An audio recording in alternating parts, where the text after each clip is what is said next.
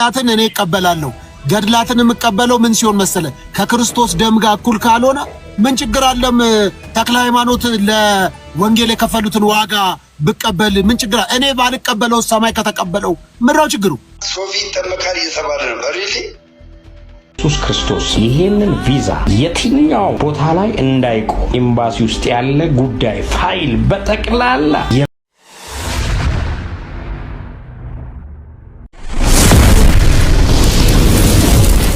በአማን ክርስቶስ ተንሥአ እሙታን እንደምን ቆያችሁ? ውድ የተከበራችሁ የዚህ ቻናል ቤተሰቦች እንደተለመደው በጣም አሪፍ ፕሮግራሞችን ለእናንተ ይዤ መጥቻለሁ። የዛሬው ፕሮግራም በጣም ደስ የሚልና የምስራችም ያለበት ነው። በጣም የሚያማምር ፕሮግራም ነው ወደ እናንተ ይዤ መጣሁት። ክቡራን ተመልካቾቼ ከሰሞኑ እንደው ሁላችሁም እንደምታውቁት በዳግመ ትንሣኤ ፓስተር ደምሮን ሁላችሁም ታውቃላችሁ ወደ ቤተክርስቲያናችን የተቀላቀለ ከ20 ዓመት በኋላ ነው ወደ ቤተክርስቲያናችን የተቀላቀለው ተጠምቆ ወደ ቤተክርስቲያናችን የተመለሰው። እንግዲህ አሁንም ፓስተር ሶፎንያስም ወደ ቤተክርስቲያናችን ወደ ቅድስት ቤተክርስቲያናችን ወደ ኦርቶዶክሳዊቷ ሊመጣ ነው የሚጠመቅበትንም ቀን ተናግሯል። በጣም የሚገርም ነው። በጣም ደስ የሚል ዜና ነው። እሱን አስመለክታችኋለሁ። ሌላው ደግሞ ቢመቻቻልን በጣም ብዙ ህዝብ ከዚች ሀገር ወጥቶ ወደ ሌላ ሀገር መሄድ ይፈልጋል፣ ግን ቪዛ የለውም። ነገር ግን በነፃ ቪዛ ሰጣለሁ፣ በጸሎት ብቻ ቪዛ ሰጣለሁ የሚል ቦታ ተገኝቷል። እሱንም አስመለክታችኋለሁ። ብቻ በጣም አሪፍ ነው። የእመቤታችን የቅድስት ድንግል ማርያም በጣም ደስ የሚል ተአምርም አለ። እሱንም አሳያችኋለሁ። እስከ መጨረሻው ብቻ ቆያችሁ፣ በጣም ብዙ ነገር ታተርፋላችሁ። ታዲያ ለዚህ ቻናል አዲስ ከሆናችሁ ሰብስክራይብ ማድረጉን እንዳትረሱ፣ ላይክ በማድረግ መረጃው በጣም ብዙ ሰው ጋር እንዲደርስ የበኩልን ይወጡ። በመጀመሪያ የምወስዳችሁ ወደ ቪዛው ቤት ነው። ቪዛው እንዴት ነው የሚሰራው? በነፃ የሚሰጠው ሴት ነው። ወደዛ ልሰዳችሁ። ኢየሱስ ክርስቶስ ይሄንን ቪዛ የትኛው ቦታ ላይ እንዳይቆም ኤምባሲ ውስጥ ያለ ጉዳይ ፋይል በጠቅላላ የሚከፍት የሚያከናውን እስከ ዛሬ ድረስ እግዚአብሔር ትሄዳላችሁ ብሎ የተናገራቸው ቦታ እንዲሄዱ፣ ነገር ግን አዘገየኝ እንዳለ አዘጊው ዛሬ እንዲመታ፣ አዘጊው ዛሬ እንዲቆረጥ በናዝሬቱ ጌታ በኢየሱስ ክርስቶስም ዛሬ ጸልያለሁ። ፈልቅቀ እንድትሰጣቸው በህይወታቸው፣ በቤታቸው፣ በመንገዳቸው ላይ አዲስ ክብር እንዲጀምር ዛሬ ጸልያለሁ። እርሱ በገሊላ ይቀድምላችኋል ተብሎ እንደተጻፈ ዛሬ ቀዳሚው የእግዚአብሔር እጅ በኢየሱስ ክርስቶስም ዛሬ የተለቀቀ ይሆናል። በፓስፖርታቸው ላይ ቪዛውን ዛሬ ይሰጣል። በኢየሱስ ክርስቶስም ይኸው ዛሬ ተመታላችሁ፣ ተሻገሩ፣ እግዚአብሔር ወዳየላችሁ ውጡ። ፈታው በኢየሱስ ሻሎም ተከፍቷል። ይኸው ዛሬ እኔ እንዲህ እንደከፈቱ እንዲህ እንደተመታ የሚሰጥ በፊታችን ሮብ ሚያዝያ 22 በፓስፖርት ላይ የምንጸልይበት ቀን ስለሆነ አይቀርም። የዚህ ቀን ነው እግዚአብሔር በተለያዩ ጉዳዮች ላይ የሚሰብርበት ቀን ነው። ኑ ከበረከቱ ተካፈሉ። በኢየሱስ ስም ጸለይኩላችሁ። አሜን። እንግዲህ ፓስተርዬ ወንጌሉን መስበኩን ትቶ ቪዛ ወደ ማተም ሄዷል። ይሄ በህግም የሚያስጠይቅ ነገር ነው። በጣም ወንጀል ነገር ነው። እንደዚህ አይነት የሹፈት ነገር እንግዲህ ብዙ ጊዜ እንሰማለን። እንደዚህ ያሾፋሉ። ምንም ተግባር የሌለ ነገር እየቀለዱ ያሾፉ ይገኛሉ። ወደ ምስራችሁ ዜና ልውሰዳችሁ። ወደ ፓስተር ሶፎንያስ የሚጠመቅበትን ቀን ከመናገር በፊት በወንድሞች እንደዚህ ሶሻል ሚዲያ ላይ በቲክቶክ ዓለም ላይ የሚሰሩ ወንድሞች በጣም እንደው እግዚአብሔር የባረካቸው፣ እግዚአብሔር ልቦናቸውን የከፈተላቸው እውቀትን ያበራላቸው ወንድሞች በእነሱ አማካኝነት ብዙ ከዚህ ቤተክርስቲያን ውጪ የሆኑ ወደዚህ ቤተክርስቲያን እየመጡ እየጎረፉ እንደሆኑ የተጠመቁ እንደሆኑ ምናቅ ነው። በጣም እያየን ያለው ነገር ነው። በተግባር እያየን ያለው ነገር ነው። ሌላ ቤተ እምነት ሙሉ ከነ አዳራሹ ይዘው የመጡም አሉ። በጣም ብዙ አሁን እነ ፓስተር ሶፎንያስን ታውቃላችሁ ምን ያክል እንደሚከራከር ከዚህ ቤተክርስቲያን ትክክለኛ ትምህርትን አታስተምርም ከሚሉ ወገኖች አንዱ ነው። ነገር ግን ወንድሞች በጣም ብዙ ታሪክ ሰርተው ልቡን አመልሰውት ከየዚህ ቤተክርስቲያንን አስተምሮ እንዲቀበል አድርገውት በመጀመሪያ ስለ ገድላት ነበር ብዙ ፕሮቴስታንቶች ጥያቄያቸው ስለ ገድላት ነው። በቃ ገድላትን አንቀበልም እንደዚህ ነው የሚሉት። ነገር ግን ኢቭን ገድልን ሁላ መቀበሉን ተናግሯል። ከዛ በኋላ ደግሞ መጠመቅም እንደምፈልግና የምጠመቅበትንም ቀን ሁላ ተናግሯል። እስኪ በመጀመሪያ ስለ ገድሉን ስለመቀበሉን ላስመልክታችሁ። ገድላትን እኔ እቀበላለሁ። ገድላትን የምቀበለው ምን ሲሆን መሰለ? ከክርስቶስ ደም ጋር እኩል ካልሆነ ምን ችግር አለም? ተክለ ሃይማኖት ለወንጌል የከፈሉትን ዋጋ ብቀበል ምን ችግር? እኔ ባልቀበለው ሰማይ ከተቀበለው ምንድነው ችግሩ? እኔ ጉዳዩ የክርስቶስ ደም ጋር እኩል አይሁን እንጂ ስለ ሃይማኖታቸው የተጋደሉትን ስለ ክርስትና የከፈሉትን ዋጋ እኔ ዲናይ በማድረግ እኔ አልከብርም። ከቻልኩ የነሱን ፈለግ ተከትዬ በአግባቡ እንድኖረው ክርስትና እንድኖረው ህይወት ስለሆነ ነገር ግን የማንም ገድል ከክርስቶስ ኢየሱስ የደም ዋጋ ጋር እኩል ከሆነ ነው የምጣላው። ከዛ በተረፈ ምንም ችግር የለም። በገድላት ድርሳናት ውስጥ ከክርስቶስ ኢየሱስ የማዳን ስራ ጋርና ከክርስቶስ ኢየሱስ በቀራንዮ ላይ ከፈሰሰው ከዛ ውድ ደም ጋር የሚወዳደር ገድል ካለ እኔም አልቀበልም። እንኳን አንተ እኔም አልቀበልም። ያ ካልሆነ ምን ያጣላኛል ታዲያ? የለም የአቡነ ተክለ ሃይማኖትም ገድል ከክርስቶስ የማዳን ስራ ደም ጋር እኩል ተደርጎ ሊነገርም አይችልምም። የተነገረበትን ቦታ ካለም ስተት እኮ እሱ ነው ዳስ ዋራዳ ካልኩ እኮ አሁን በገድል ጉዳይ ከእናንተ ጋር የምጣላው የለኝም። ለምን ካለና ከተጋጨ አይሆንም። እናንተም ደግሞ እግዚአብሔር ይባርካችሁ አንቀበልም ብላችኋል። እንደሱ ካልሆነ እኔ ከእናንተ ጋር የሚያጣለኝ እኔ እኮ ከእናንተ ጋር የሚለያየኝ በክርስቶስ ኢየሱስ በመስቀሉ ስራ ሌላ ተጨማሪና ከሱ ጋር የሚወዳደር እኩላቻ አለ ካላችሁ ነው እኮ የሚያጋጨኝ እንጂ ከዛ በተረፈ ነው ምን ያጣላን ያለው ምን መሰለ ሶፊ፣ እሱ አይደለም የተቤዠን ክርስቶስ ኢየሱስ እንደሆነ ሁለታችንም አምነናል አይደል? yes ብቻውን በመስቀል የተሰቀለ እሱ ነው። የኢየሱስ ክርስቶስን የማዳን ስራ እናገኛለን ብለን የምናስተምርበት የመዳን ትምህርት ነው። እናንተን እኮ የለየን ሶፊ፣ አንተ በእምነቴ ብቻ ነው ማገኘው አልክ። መጽሐፍ ቅዱስ ባያቆም ይሄን ትምህርት እንግዳ ትምህርት ቢሆን አይደለም። አላልንም እኛ ላይ በነገራችን ላይ እኔ ለምሳሌ መዳን አንድ ሰው ከዳነ እስከ መጨረሻው ይድናል ብዬ ማምን አይደለም። የኔ አስተምሮ ማምነው ሰው እንደ ክርስትና ህይወት ካልኖረ ይቆረጣል ይጠፋል ብዬ የገላትያ መጽሐፍ ምዕራፍ 5 ቁጥር 1 ላይ ሲናገር እንደነዚህ ይድናል ብለህ ታምናለህ? ያመነ ተጠመቀ ይድናል። ቆይ አዳምጣው ከአንድ ወደ አንዱ አንዝለላ። እሺ ቀጥል። እኔ ማምነው እነዚህ እንደነዚህ ያሉትን የሚያደርጉ የእግዚአብሔር መንግስት አይወርሱም ይላል። አይወርሱም በቃ የእግዚአብሔር ቃል 4 ነጥብ ባረገበት ጉዳይ እኔ ማመቻምቸው ነገር የለም። እኔ የእግዚአብሔርን ህይወት ሰጪም ነሺም አይደለም። መጽሐፍ ቅዱስ ለሰጠው ሰጥቶታል፣ ለሌለው የለው ምን ላድርግ እኔ። ከዛ በተረፈ ግን ዶክትሪን ላይ ዶግማ ላይ ግን እንደዚህ በ2 ደቂቃ እየተነጋገርክ የምትሰራው ስራ አይደለም። ማንበብ ይፈልጋል፣ መጠየቅ ይፈልጋል፣ ቁጭ ብለህ መነጋገር ይፈልጋል። አለቀ። ገብቷል? ዝም ብለህ እንደው ጉጭ አልፋ ንግግር ሳንሄድ ያንተ ንግግር ገብቶኛል። እስከ ግን ያልመለስክልኝ ነገር አንድ ነገር አለ ያነሳሁት ጉዳይ። እኔ አሁን ሰው ጌታ ይመልስልህ፣ በቃ ጌታ ይመልስልህ። አንብብ፣ ጸልይ። እኔ ሁሉንም መልስልህ። ምን ይሄ አይነኝ ያረዳድ ምንድነው? ስለ ጥምቀት ተጠመቅ፣ በቃ እኔም ተጠምቄያለሁ። ያድናል።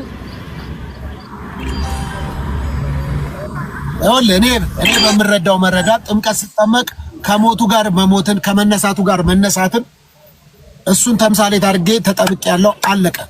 ማርቆስ አንተ ደግሞ ምን ልታረገው ነው? ማርቆስ 16:16 ያመነ የተጠመቀ ይድናል።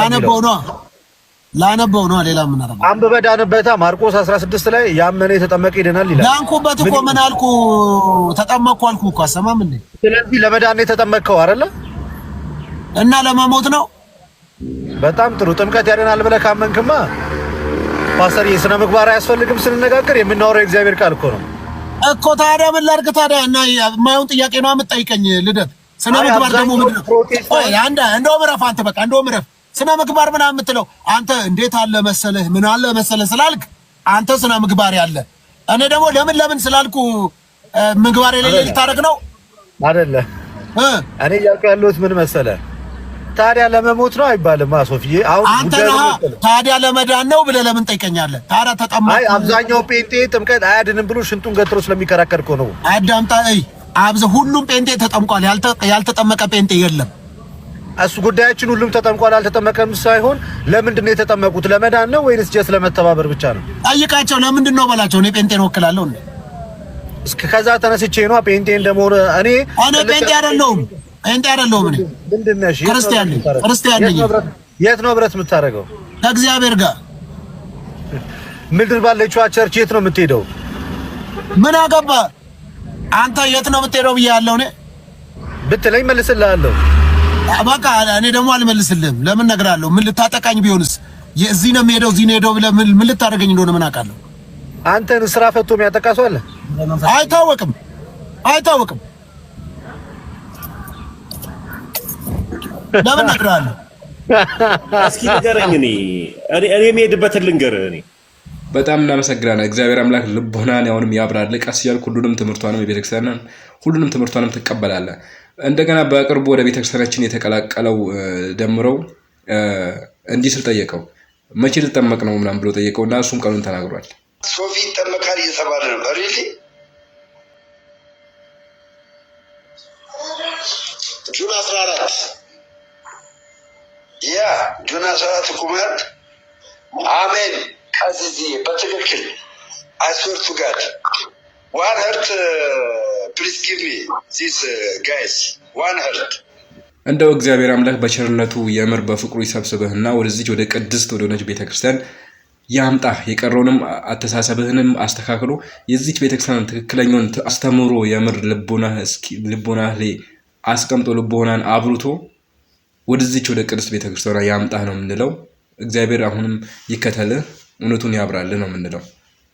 እጅግ የምወዳችሁ የተከበራችሁ የዚህ ቻናል ቤተሰቦች አሁን ደግሞ በመጨረሻ የማስመለክታችሁ የእናታችን የቅድስት ድንግል ማርያም ድንቅ ተአምር ቃል ኪዳን ነው። እሱን እስከ መጨረሻው ተከታተሉ። መምህራችን ዶክተር ሮዳስ ታደሰ እንደዚህ በማለት ይተርኩታል። በጣም ትማሩበታላችሁ። በረከቷን ረድኤቷ አይለየን። በሌላ መረጃ ተመልሼ እመጣለሁ። ተከታተሉት። እግዚአብሔር አባታችን ቅድስት ድንግል ማርያም እናታችን መንግስተ ሰማያት ርስታችን የምትሉ ክቡራን ምእመናን ሆይ በዚህ መርሃ ግብራችን ላይ በመላው ዓለም ያሉ የተቀደሰ ዘይት ሲፈስ ከላያቸው ከታዩ ቅዱሳት ስዕላት ውስጥ ጥቂቱን ብቻ ይዤላችሁ ቀርቤያለሁ።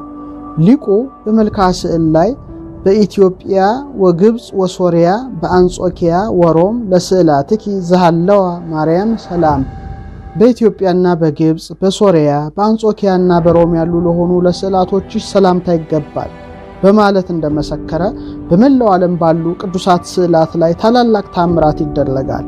ሊቁ በድጋሚ በመልክዓ ስዕል ላይ ከመቤታችን ከስዕሏ ሕሙማን የሚፈወሱበት ወዚፈስ እንደነበረ ሲገልጽ ሰላም ለስዕልኪ ሀፈ ማህየዌ በጼዴንያ ወግብጽ ዛዋሃዘት በኢህሳዌ ያለማበል በእውነት በጼዴንያና በግብጽ የሚያድን ወዝን ላፈሰሰች ስዕልሽ ሰላምታ ይገባል በማለት ያመሰግናል። ታላቁ ሊቅ አባ ጽጌ ድንግልም በማሕሌተ ጽጌ መጽሐፉ ላይ ከቅድስት ድንግል ማርያም ስዕል ወስ ስለመፍሰሱ ስዕልኪ ማርያም ጸገየት ስጋዌ ከመጸገነት ትጸጊ ጽጌያተ ለስርጋዌ ሳህለ ተአምርኪ እኩን ለትውልደ ትውልድ ዜናዌ ቅብእኒ ሀፈ ስዕልኪ ወፈውስኒ እምደዌ እስመ በህምዙ አቁሰለኒ አርዌ የገነት ዛፍ አበቦችን ለሽልማት እንደምታብብ ማርያም ስዕልሽ ግዘፍን አበበች። የተአምርሽን ዜና ለልጅ ልጅ የምነግር ሆን ዘንድ የስዕልሽን ወዝ ቀቢኝ ከበሽታም አድኝኝ እባብ አውሬ በመርዙ በኃጢአት አቁስሎኛልና በማለት ለእስራኤል ከደረቅ አለት ላይ ውሃ ያፈለቀ ለሶምሶን ከአህያ መንጋጋ ውሃን ያፈለቀ ጌታ በተለያዩ ጊዜያት ከእናቱ ከቅድስት ድንግል ማርያም ስዕል ላይ ሕሙማን የሚፈወሱበት የተቀደሰ ዘይት አውጥቶ ድንቅ ተአምራትን ገልጧልና ከዚህ በረከት ተሳታፊ ይሆን ዘንድ ሊቁ አባ ጽጌ ድንግል ተመኝቷል። በዚህ አጭር ቪዲዮም በመላው ዓለም በተለያዩ ሀገራት በቅዱሳት ስዕላት ከተፈጸሙት ተአምራት ውስጥ ዘይት ያፈለቁ ከስዕሉ አካል ላይ ቀይ ደም ስለታየባቸው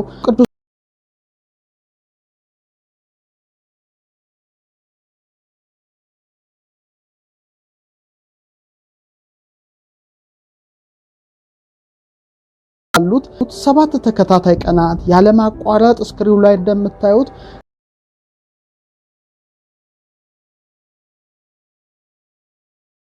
ጳጳስ፣ ቀሳውስት፣ ዲያቆናት ይገኛሉ። ከፍተኛ ምስጋናንም ያመሰግናሉ። ከዚያም ለሕሙማን ፈውስ ሊሆን ከመቤታችን ስዕል የወጣውን የተቀደሰ ዘይት ለምእመናን ያከፋፍላሉ። እጅግ በከባድ ሕመም ያሉት ከዘይቷ ተቀብተው ጠጥተው ይፈወሳሉ። ከስዕሏ የሚፈሰው የተቀደሰ ዘይት መዓዛው እጅግ የተለየ ልብን የሚመስጥ ሲሆን እኔም በዚያች ቦታ ተገኝቼ የሚፈሰውን ዘይት በማየት ከበረከቷ ተሳትፌያለሁ። ሁለተኛ የካቲት 5 የምትታሰበው ከጉንጮቿ ደም እየፈሰሰ የሚታይ አቃቢተ ሆህት ደጃፍን ጠባቂ በመባል የምትታወቀው የእመቤታችን ስዕል ናት። ሊቁ አባ ጽጌ ድንግል በማሕሌተ ጽጌ ድርሰቱ ላይ ቦ አመት ትረከብ ምስለ ቃለ ነገር ጥዑም ወቦ አመት ትራአይ በለቢሰ አባል ለምሉም ስዕልኪ ማርያም ጽጌ ተአምር አዳም ወአመ ዘበጣ በሰይፍ አይሁዳዊ ርጉም እምኔሃ አንጸፍጸፈ ደም ጡም ቃልን በመናገር የምትገኝበት ጊዜ አለ። ስዕልሽ የለመለመ ስጋን በመልበስ የምትታይበት ጊዜ አለ። ማርያም ስዕልሽ የተአምር አበባ ናት። ርጉም አይሁዳዊ በሰይፍ በመታት ጊዜ ከእርሷ ደም ተንጠባጠበ ይላል። ስለዚህ ስዕል በተለያየ ቦታ ላይ በስፋት ስለገለጽኩኝ የዚህ ስዕል ኮፒ የሆነች ዘይት ስለምታፈሰው ስዕል እስቲ ስክሪኑ ላይ ላሳያችሁ። እቺ ሶስተኛ የምታዩት በሐዋይ የምትገኘው የአቃቢተ ሆት ከጉንጮቿ ደም የሚፈሰው የአይቬሮን ስዕለ ማርያም ናት። የአምላክ እናት የተቀደሰ ስዕሏ ለ13 ዓመታት በትንሣኤ ጊዜ የተቀደሰ ዘይትን ታፈልቃለች። በሰሙነ ሕማማት ደረቅ ስትሆን የተቀደሰ ዘይትን በቀዳም ስዑር ጀምራ በትንሣኤ ዕለት እጅግ ማፍሰስ ትጀምራለች። ከዚያም በፈለቀው ዘይት የረሰረሰው ጥጥ ተጨምቆ እንደምታዩት ለምእመናን በካህናት ይሰጣል። እጅግ ይደንቃል። አራተኛ ይቺ በኢትዮጵያ በአዲስ አበባ የምትገኘው የወይዘሮ አልማስ ለገሰን አይን ያበራች ከጉንጮቿ ደም የሚፈሰው የአይቬሮን ስዕለ ማርያም ናት። ይቺ የተቀደሰ ስዕል አይን ያበራች ስትሆን በስክሪኑ ላይ እንደምታዩት አልፎ አልፎ ወዝ በተለያዩ የስዕሏ ክፍል ላይ የሚታይ ሲሆን አጠገቡ ያለችው የእመቤታችን ስዕል ከአይኗ በዚህ መልኩ እንባ ሲፈስ ይታያል።